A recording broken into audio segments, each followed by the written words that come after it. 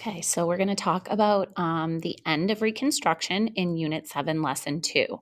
So, by the end of this lesson, you can understand the concepts of sharecropping. Sharecropping was something we discussed in the last lesson, but we're going to review the concept. You can explain how laws protected newly freed men, those were former slaves. We can examine the consequences of the election of 1875. And then, lastly, we want to be able to explain why the federal government ended the process of Reconstruction of the South. So, picking up where we left off in our slide deck, we're going to review the concept of sharecropping first.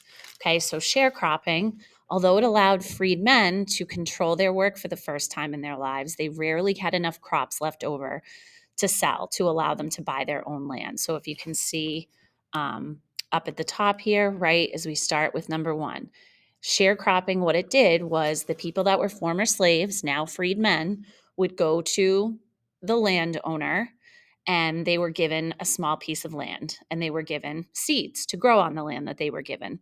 In exchange, the freedmen would promise to give the landlord half the crops.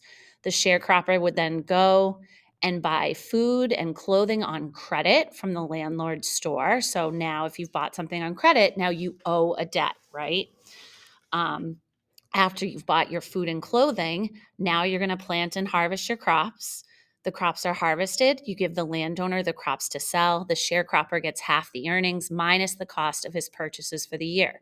But we just said that he's already in debt, right? So when settling up, the landowner says that the sharecropper owes more than he has earned. So in order to pay the debt, the sharecropper has to promise the landowner a greater share of next year's crop. So by the time sharecroppers had shared their crops and paid their debts, they rarely had any money left. Most of them are uneducated. They could not argue with their landlords or the merchants who cheated them. A sharecropper frequently became tied to one plantation, having no choice but to work until his debts were paid, which for most sharecroppers was the rest of their life. So when you look at this, this is essentially slavery in a different format, right? Many of the sharecroppers were working on the land of their former owners that now were their quote unquote landlords. Okay, so as you can see in the map here, the darker, the red color, that meant that sharecrop farms, there was a great high percentage. So you can see it was very common throughout the states in the South.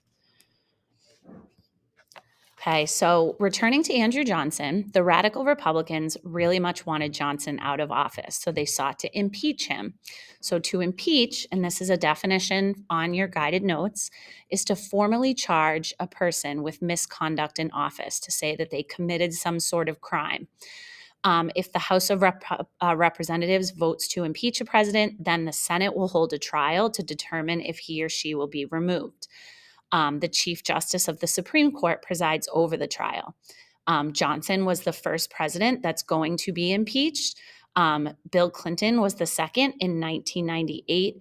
And then recently, the former president, President Trump, was actually impeached twice during his presidency, but he was found not guilty. So Congress passes two new laws to avoid any presidential vetoes or refusal to enforce the laws they passed. The Command of the Army Act, which gave orders from the president to go through the headquarters of the General of the Army, which at this point was General Grant.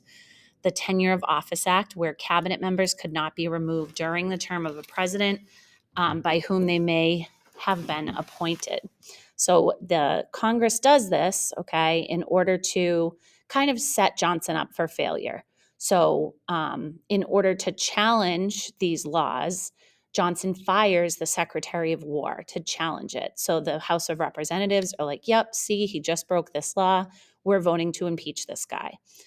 He was tried in the Senate, and the vote was 35 to 19. He was one vote short of the 2/3 majority needed to remove him. So during President Trump's two impeachments, he did not get the 2/3 majority needed to remove him. So that's why he was able to remain in office, even though he had been impeached. So Johnson's not impeached either. He stays in office, or he's not removed from office. He is impeached. He stays in office till the election of 1868. 1868, we see the election of Ulysses S. Grant. As I explained, he had been the general for the Union during the Civil War. He's very famous. He helps them win the war. So that's what you know, sends him into the political world. So under Grant, Reconstruction, he presides over the last half. He serves 2 terms from 1869 to 1877. Under Grant, he supported amnesty for Confederate leaders, but he wanted protection for the civil rights of African Americans. He favored a limited number of troops to be stationed in the South to help protect the rights of Southern Blacks and to suppress the violent tactics of the Ku Klux Klan, which is going to be formed around this time. We'll talk about them later on in the video. In 1869 and 1871, Grant signs bills promoting voting rights and prosecuting Klan leaders. But then a panic happens, which is an economic downturn. It forces many small banks to close and it causes the stock market to plummet. So all of a sudden, people aren't focusing on the idea of Reconstruction anymore. They're focusing on the local economies. So they're basically what's going to happen is over time, people are going to begin tired of the idea of Reconstruction and supporting the South. In the post-war South, the Republican Party relies on 3 groups during Reconstruction: the African Americans, okay, who had the right to vote, guaranteed by the 15th Amendment. Scalawags were white Southerners who became Republicans and supported Reconstruction. And then we have carpetbaggers. These were Northern Republicans who moved to the South after the Civil War, looking for economic opportunity. Large numbers of Northerners traveled there or to serve working for the Freedmen's Bureau that we learned about in last lesson. Southerners called them carpetbaggers because they arrived with suitcases made of carpet fabric. So you can see in the picture here, that's what a carpet bag looks like. Many saw them as intruders seeking to exploit the South's post-war turmoil for their own personal gain. They were often attacked. They were often, shut out of opportunity if they saw a fit because of how people, felt that they were taking advantage of them. So, as I said, over time, Reconstruction will collapse. The contributing causes of this was a growing amount of anti-Black violence, the election of 1876, and the Compromise of 1877. So, anti-Black violence, the goal was to prevent African Americans from voting. And a lot of how they did that was by terrorizing them. Okay, so the Ku Klux Klan is formed. It's a violent terrorist organization devoted to white supremacy or keeping the white race in power. It was established right after the Civil War in 1866 by former Confederate soldiers. They started in Tennessee, but they have members now all throughout the South, and later they'll actually be Ku Klux Klan representatives in many northern states as well. The Ku Klux Klan is known for their hooded robes and often rode in bands at night, terrorizing African Americans and carpetbaggers.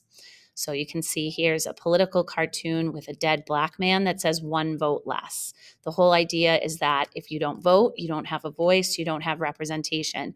The Ku Klux Klan existed to scare Black people not to vote. Okay, and sometimes people lost their lives. Lynchings, which is public hangings. People would be kidnapped from their homes by the Ku Klux Klan and would be lynched. And we'll see in the Jim Crow lesson that we'll do next some pretty horrific images of that. So 1876, Ulysses S. Grant does not run for re-election. So Rutherford B. Hayes runs as a Republican and Samuel Tilden runs as a Democrat. Tilden is going to win the popular vote, but Hayes wins the Electoral College.